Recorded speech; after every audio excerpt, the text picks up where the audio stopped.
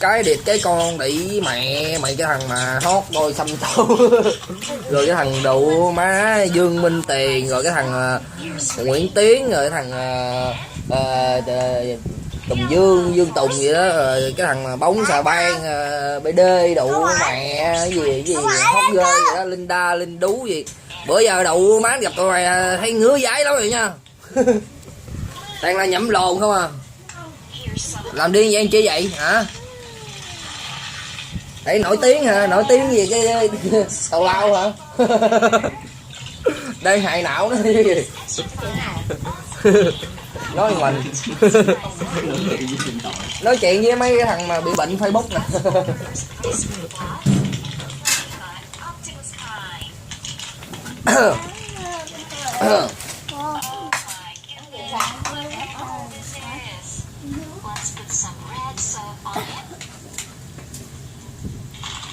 Đâu rồi ta? Chửi mấy khùng chơi. Mấy thằng bại não á. Mấy mày ngu lắm, ngu như cốc mà ngốc như cu, mà anh cầm con cu mà anh đu vô cái lồng má tụi mày thì tụi mày phải biết anh cầm cây viết, anh viết lên cái lồng mẹ mày 3 chữ Tùng xì tim, mình cầm cái chai xì tim mình đóng clean trên vô cái màn trên cái con đĩ mẹ mày, mấy xúc giặt đầu thai, mấy âm binh đầu đinh khí độ tụ hình tinh trùng bá đánh cái lồng má tụi mày xài bên nào không có cánh hay sao vậy?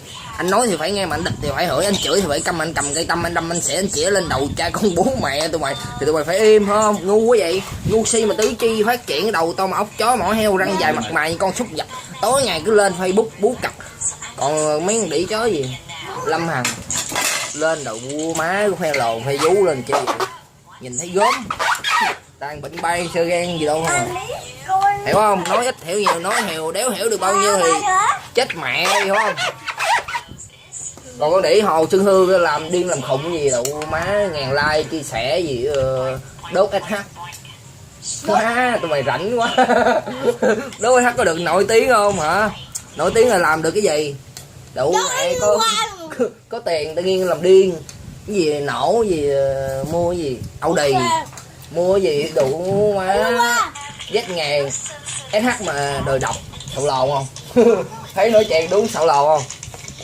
Thôi tao lại tụi mày bỏ đi. Dân chơi mà mua xe lắm cùng không được.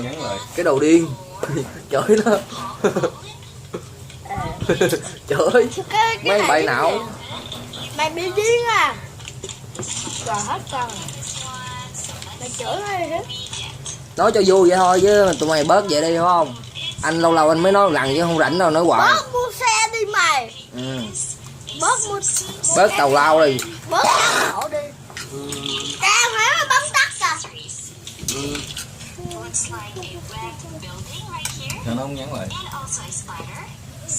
Cái này mình quay mà. Quay này có thấy hả? Tao ít có chửi lắm mà tao chửi thì thôi.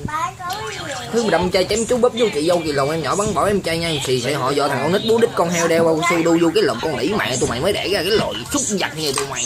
Đầu tao mà ốc chó mỏ heo mà răng dài mặt mày con xúc vật tối ngày cứ lên đây bú cặp của người ta đủ má mình đủ từ lỗ lòng mình đủ qua lỗ đúng mà đủ thúng lỗ tay đủ khoai mắt đủ hắt lá gan đủ khoai lá phổi lấy cây chỏ mình tỏi học lấy cây mép đồng cái con đĩ mẹ mày xin trà bắt con cá mà nhét vô cái lồng má tụi mày biết không mà mấy thằng ngu mà dốt cái địt con đĩ mẹ mày anh địt hoài địt mãi địt tới địt lui địt xuôi địt ngồi anh cầm cây anh trái cái lồng mẹ mày ra 5 năm anh cầm cái tâm anh đâm anh sẽ anh trẻ tung cái lồng mẹ mày đó biết không mấy thằng ngu đủ má đã ngu mà còn ngốc ngu còn ngốc. Nói chơi chửi tụi mày chơi thôi nói cho hiểu thôi chứ làm biến nó nhiều lắm tội lỗi